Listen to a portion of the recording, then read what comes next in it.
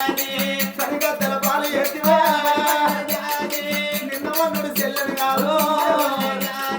నిన్న మొన్నటి అన్నం కాదు అన్నయ్యా నేను నిన్న మొన్నటి చెల్లని కాదు అన్నా అన్న నీవు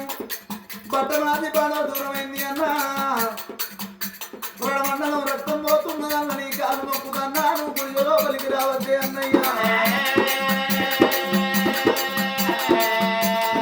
అందుకే అంటారమ్మా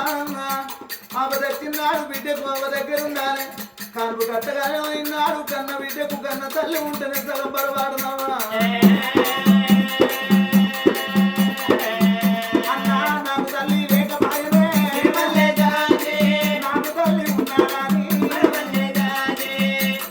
నా బిడ్డ పెద్ద వయసు అయిందని నన్ను కడిగి గారించి నాన్న నన్ను కూర్చుండబెట్టి అన్న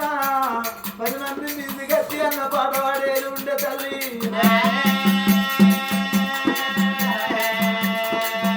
అన్నా తల్లి